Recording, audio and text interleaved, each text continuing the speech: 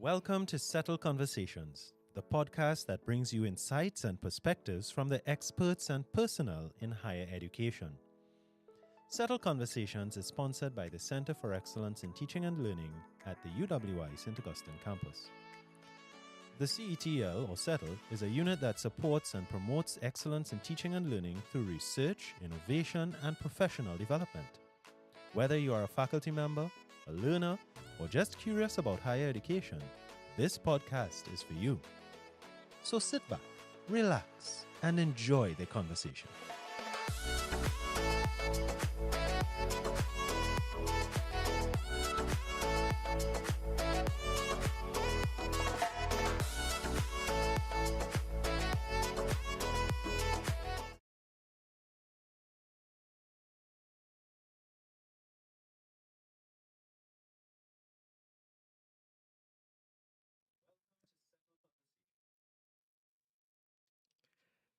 And hello and welcome to Conversations, a podcast where we talk to experts and innovators in the field of education.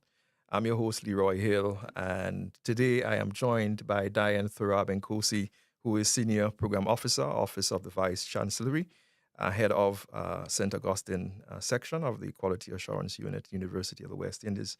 Dr. Thurab-Nkhosi, thank you for being here and taking your time out to really help us understand the modalities within UE. So welcome. Thank you for having me, Dr. Hill. Yes. And I know that you've been a strong supporter. I think you would have done some of that for your research in terms of blended learning for a very long time. You've written a lot of articles, and I know that you were very instrumental in the first 2012 policy for blended learning here at St. Augustine, which actually advanced into a more wider cross-UE approach. Can you tell us what motivated you in the field? I mean, in this field of blended learning and online? Well, you have to look at the history, my trajectory through the UE. I started off in distance education in the early days, what people might consider correspondence. Yes. And the Distance Education Center eventually grew into, of course, as you know, the open campus and now the global campus. So that interest in blended and online learning emerged through my lifetime in distance education as a curriculum specialist in the Distance Education Center and then in the open campus. So that interest arose from my work in online learning. Great. And we've seen some advances, but we've also seen some challenges. Exactly. And what were some of the challenges that you observed over the years, from your role? Right. So I eventually moved from the open campus to the St. Augustine campus, which is a face-to-face, a traditional face-to-face campus. And in that move to the St. Augustine campus, one of my responsibilities was getting staff to move into more blended learning because we saw that this was the future. People were looking for more flexibility. And so I can talk about the challenges from that perspective. The first main one was that hesitancy, the fear by lecturers. People, and it wasn't just the St. Augustine campus. Generally, there was this thing of whether online and blended is less, is worse, that face-to-face is better. So, there was a whole movement at the time, the no significant difference movement.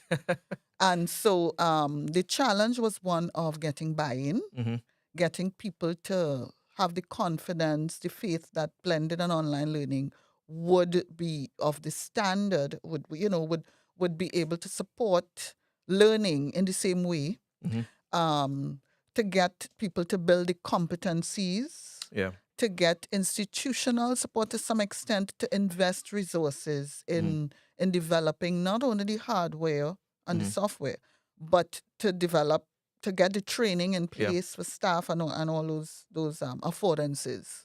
So challenges were pedagogical, were administrative, were technical, and financial. And obviously, one of those things we had to really curtail and change as we go as a policy.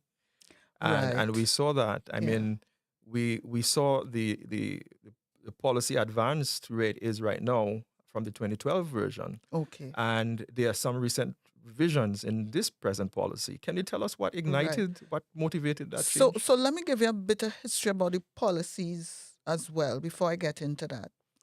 The 2012 policy is a campus-based policy, which I worked on with a campus-based team, and so that was a St. Augustine policy. Right. The current policy we're going to be talking about is a UE-wide policy, so it applies to all the campuses. Now, the 2012 policy was the first blended policy, across all the campuses. The first UE policy emerged because the vice chancellor at the time saw a need for harmonization. Yeah. And recognized. So he pulled together the ICT and ICT team, and they worked on this the very first policy called a consensus policy to sort of get that harmonization across the university. And over the years, the policy changed depending on as technology changed, as situations across the campuses changed. So we had that first policy, and then it moved into another policy that took account of our direction at the time, where we were looking at a single virtual university. That's the 2015 space, the 2015 policy. one. Okay. Right. So the 2015 one. So we had a 2007, 2008 consensus. We had a 2012 campus blended policy. Right. For St. Augustine. St. Augustine. We had a 2015 university-wide policy that took account of the online campus as well as the SVUS. Okay. Single virtual university space. And then there was a revision of that in 2017. So you had 2007-8, you had 2012 St. Augustine campus, you had a 2015, and then a 2017. And we had some changes again in 2020, and then now 2023. Can I, the 2020 changes, what signal those changes? Before we get to the 2020 changes were sort of tweaking because of a lot of questions about blended and, what exactly blended means and, various other, and the movement away from that SVUS and to bring in the Office of Online Learning. So there were some minor changes in the 2020. But then when COVID hit, came. we had to address emergency remote teaching.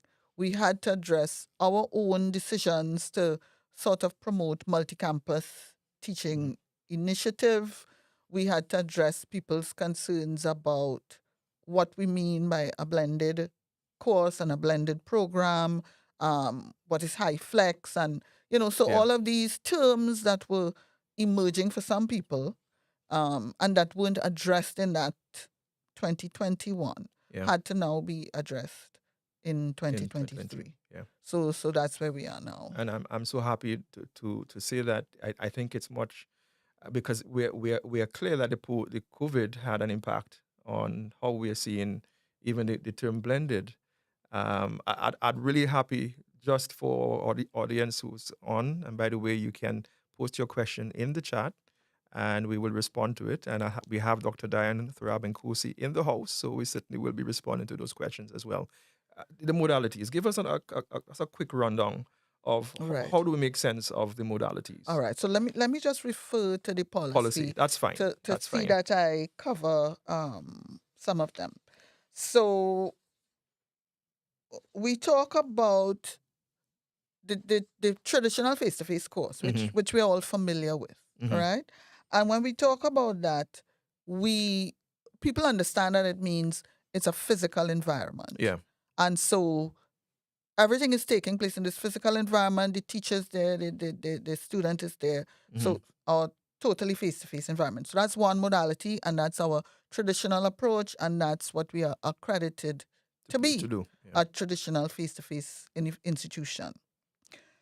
For us, an online course is what it seems to be for everybody else. I mean, where you have that instruction using technology and everything is taking place in a totally online environment, all the teaching. So there is absolutely no face-to-face, in-person teaching taking place. So there could be synchronous teaching, but it's using your online modalities. So that's the other modality. Now the blended modality is where we have these variations. Okay. And I think people become a bit confused because when we say blended, we do mean a mix of your face-to-face modalities and your online. But people tend to want to know, okay, just how much mixing will make my course blended, right? So we want people to know that, think of it as, if you have a course, a traditional face-to-face course that is web enhanced, where you're using some technology in there, but you have not replaced any of your face-to-face with synchronous teaching or discussions or asynchronous teaching that covers or takes care of that learning outcome that you would have done face-to-face, then once you don't have that replacement, then it's still considered face-to-face. Face-to-face, but web for enhanced. us, right? Web enhanced, but face-to-face. But face-to-face. Right. But go on. But theoretically, it's still a blend. It's but a for blend. Us, but for us, within in our system, definition, yes, we don't consider it a blend because the definition would say it has to be replacing one of your traditional face-to-face with an online, and it has to be 1 credit. Correct. Yeah. So you would see that in the policy that a credit, and some people ask, well, what do you mean by credit? So we have our definitions of a credit. What credit is, yes. And a credit could be 12 contact hours, or we have other definitions for a credit based on the nature of the course. So the lab element would have another set of numbers that would define a credit. If you have group work and so on in your course, that would be defined, in terms of another set of hours that will be equivalent to a credit. So people would have to look at their how they consider a credit. But once you replace at least 1 credit of your course, then that is considered blended. Now, I know in the policy, you will see in terms of the modalities and in terms of blended in particular, we have some percentages. That's at the program level? Yes. At the program level, okay. At the program level, right? But I know people look at it and they wonder, does this apply to the course level as well? Right. The percentages, we don't want people to get carried away with the percentages. We put the percentages in because people kept asking, well, is this a blend? Is that a blend?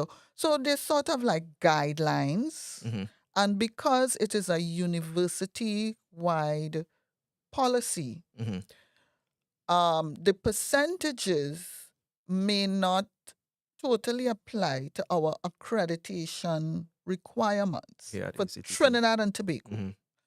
So, and we discussed this earlier, and we'll talk about it some more.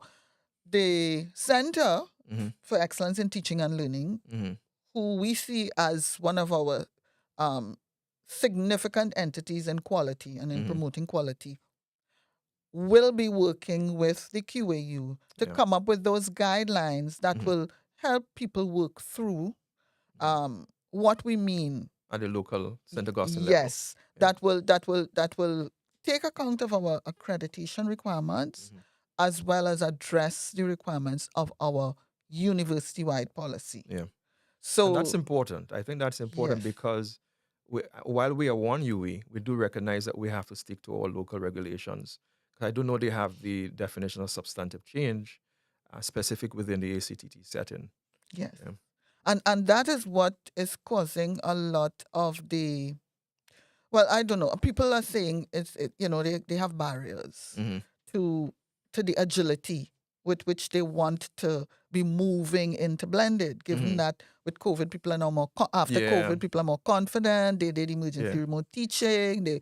They got all your training. And they don't want to go back to And they don't want to go face-to-face. back, and that's understandable. But I still think that there's some agility because we have the face-to-face web enhanced. We're encouraging them.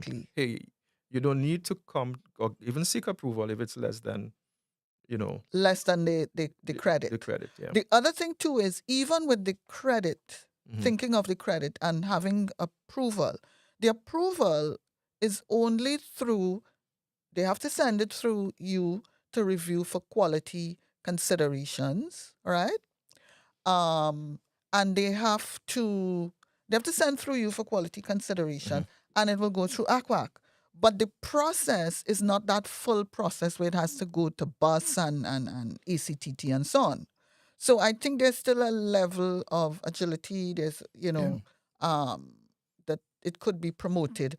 The other thing that people should note is we are working on a policy that will support greater agility, because we will be looking at what would be considered substantive changes. Yeah. And so we foresee that the whole move to blended, we will be able to give people a little more agility. Yeah. Maybe by the next academic year, if I could say so. Okay. So I'm happy to share that. Great. And someone is asking, Ella Carrington, is there a policy for high flex teaching? Right. Is settled approval required for high flex teaching? Okay, so there is no policy for high flex teaching. We do have a definition for it within the same policy. High flex teaching is part of this policy because it's a policy on online and blended learning, and we consider a high flex course as one kind of variation of a blend. Right, exactly. Because now the issue with the high flex, and that I'm throwing that to you because this is your area. Yeah. It's one of resource capacity because we're looking at quality. Yeah. And do we have that resource capacity to do a high flex? Because the high flex requires the lecturer to be able to offer that option. Yeah. I am in class or I am out of the class and I am getting the same experience. The same experience. And I could choose. Yeah. Today I'm in the class. Yes. Tomorrow I'm home. And you as a lecturer must be able to navigate that space and that session. So I'm throwing that over to you. Are we ready? I don't think we are ready, but at least we have the policy to guide if teachers are so inclined, because it's going to be something that places the agency on the teachers and the students. And while faculty may be interested in it, we have to look at the infrastructure. I do know, for example, web lecture capturing. They have to have the technology. The rooms have to be equipped with good mics to capture those different things, because you want the students to have that interruptibility aspect with the technology and the human connection. And being able, and I do know the high flex issue is really from a access standpoint, giving students the choice, the preference. And while that is so, our system definitely is not prepared, because from an infrastructure standpoint, we may have a few rooms, but I certainly think, and it's difficult too. Are you going to give the lecturers a little bit more for managing multimodal? And so I think that is a discussion that we'll need to have with faculty a little bit more in terms of preparing them, as well as the faculty and capacity building for that. So I don't think we're prepared, but at least we're the mental, we're beginning to think about these things. And I think that's why the policy is addressing it, because it is a blend. And I want to quickly ask you, in terms of the multimodal campus, that is in a way kind of a quasi. Yes, it is, but we're not calling it high flex because we know that it is not true high flex. And it is a way to promote that one UE. Yes. So, and that is also in the policy, and we're encouraging people to try to go for that, where you have a campus where you may have some students and a lead lecturer, and there's another campus that may want their students to have the benefit of doing that particular course. And so we could open that up for the lecturer here to be the lead lecturer. If it's coming from the St. Augustine campus, it could come from any of the campuses.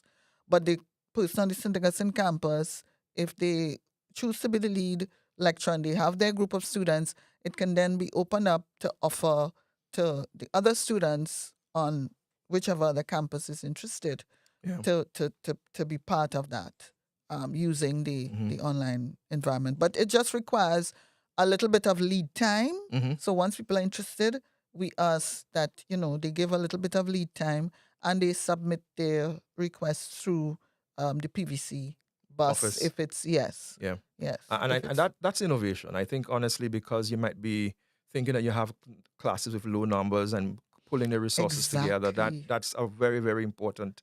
So we're not denying the students access to education or saying, no, you can't run this course because we have low numbers. Yes. And I think that's innovation. And so within you, we remind us, what's that called? That's our own blend or our own style of we're just calling it for now the Multi-Campus Teaching and Learning Initiative, MCTLI, and it's written in the policy as well. If a teacher is interested in doing that, or because for some reason they realize the course numbers are low, the first point of contact should be a discussion with, look at the policy. But if they need additional support, would they come contact? I mean, settle, would they go through? I'm saying settle, yes, but are there any other ways in which they can get support? I mean, through the Vice Chancellor's office? So in the policy, it gives an idea of, we're doing it in phases, all right? So if you look in the policy, I'm just going to refer to it quickly, phase 1, and it says that we have particular forms that they will need to fill in, and the checklist has to go through the faculty, through the head and the dean as any other, the usual process to get that approval. And then once that is completed, then it goes to PVC bus or PVC board for undergraduate studies, depending on whether it's an undergrad or postgrad course. And then that goes to the committee for approval. But one would assume that before the head approaches, before the lecturer approaches the head or the dean, that there would have been discussions with another campus saying, look, we have this. We have these numbers. Exactly. Yeah. So that's the coordination that we'll need to have that. So there's it takes a committee. A lot of time then. That's why I said you just need to have the lead time to do it. Now, I think this semester, if I'm not mistaken, there was a sign language course through Cave Hill. Yeah. That was part of it. That was done with Mona. I'm almost certain. Okay. But it's been happening, people are thinking about it, but there's need for lead time. Yeah, and planning. Yes. I want to go back to the blended. I want to go back to but at the course level. And because there's a question in the chat from Mr. Mohammed Javed asking if it's more than 12 hours in a course level, we still will have to seek approval. Right. So at the course level, yes, because we're coming through, must just have settled, take a look at it to see, okay, what are you replacing? How is this affecting the outcomes? And, to do that review and then come through to ACWAC. It does not, you don't need to go all the way through bus and all of that. Okay. It's really just a check. It's just a check. Yes. A quality check. A quality check. And we want to ensure that the students are not being shortchanged. Yes. In all of this, because I mean, at the end of the day, we want to ensure that we're providing quality service to the students. So they do their course outline, redo their course outline, and indicate the activities or whatever being used to replace the credit hours, and let that come through you. It doesn't have to go the whole route of the library and all of that, unless they're adding references or whatever. Okay. And bursary and all that. It's the same as for now when people have to change their assessment weighting. Yeah. It comes through with a memo and comes through to ACWAC. So it's the same kind of approach. It's not a substantive change that requires them to go all the way. It's only if it's the whole program that's being changed, that will have to go through bus and academic that, board. to me, is agility. It gives you the flexibility to and hey, I realize that my students want this course blended. I'm going to decide, okay, let me start with this. And it's a step into the online, because eventually some persons may convert their blended course into online. Yes. And they realize that I've built capacity in developing distance education experience. And so that builds it from a very clear standpoint. I know we only have about 5 more minutes in this segment, I want to say, what has been to you the major challenge for persons in making that shift to quality blended and online delivery? It's a number of things, huh? One has to do with time, Mm-hmm. and it's tied to competencies to do it. I know that y'all have been doing a lot of training. I mean, even before, I came out Yes. of Settle, Oh, yes. and we started trying to get people to do blended from the time I came into Settle. Mm-hmm. And it's difficult because it's a change in the way you traditionally offered your course, the way you traditionally taught. And so that shift has to take place. And it takes time. Mm-hmm. And people have to always struggle with that publish or perish Yeah. and teaching responsibilities. And so some people make decisions about where they're going to invest that time.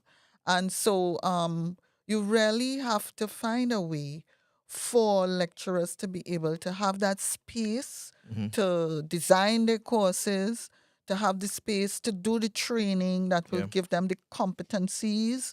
You have to have the support where, when I did some research on this, on why, people were saying sometimes they need a little hand holding and they Yeah. need a little guidance on what technologies to use that will make it more engaging for my students. And they Yeah. don't have that at the tip of their fingers, Yeah. that pedagogical Yeah. technology. Yes. That's So, true. they know their stuff, they know their Yeah. content, but what are the best tools to use to teach online in Mm. my area? I'm teaching math, I'm teaching science, I'm teaching medicine. Yeah. What is the best thing you could give me? And I need help with that. Yeah. So these are some of the challenges that they have: time, capacity, the competencies, the support, Oh, yeah. even the financial support. I mean, somebody just asked about the high flex. It's about resources. Yes, it is about We don't resources have as the well. resources. Yeah. And just generally, sometimes too, the support of students Mm-hmm. for new approaches, because they have to orient the students. And Yeah. sometimes the students look at it as maybe this lecturer is trying to Yeah. put the work off on me, and they slacking, and they're trying to show me some glitz and glamour, and there's no content there. So there are a lot of different challenges, Challenges. I would say. Yeah. So we, as a campus and as a university, have to try to find ways Mm-hmm. to mitigate these Yeah. barriers, see how we could provide support as we can, even as we face the Yeah. resource challenges. And I honestly think the policy that you and all the members in the quality assurance cross campus team is a very great starting point, because it begins to remove the barriers. This program that we're doing is a way of also trying to demystify it, because persons are still not clear. And so Yes. we're hoping that at the end of today's session, that some persons become clear about the multimodal. And we do want to let them know that, hey, the discussion doesn't end there. We have an open door policy. And if persons want to get more, they can reach to you. And obviously, I know that if they send you an email, that I will you will respond. respond in very quick I'm time. You're always very, willing. very, very quick in your email. Yeah. So I really appreciate that. Dr. Thurab-Nkhosi, I want to thank you for spending time here with us at Settle Conversations. I truly enjoyed it. I wish it could have been longer, but we know we have so many other things to do on our plate. So I want to thank you. If there are any other questions, you can post it. The revised policy, you can get a copy on Settle's website. If you go to uesta.edu/settle /resources, you will get the most recent version of that policy. And so thank you for being with us. We know we had about 16 persons here today, and so at least 16 persons are clearer, let's hope, about the Hopefully. policy. Let's hope. But we are certainly working together with the Quality Assurance Unit to put forward clear guidelines for St. Augustine, and that is in the work. So I want to thank you, and goodbye. Thank you.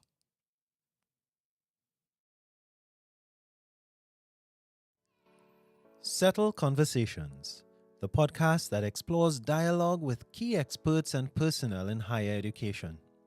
I hope you enjoyed this episode. Feel free to check out the links and resources in the show notes for more information.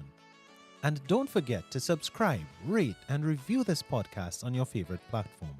Until next time, stay curious and keep learning.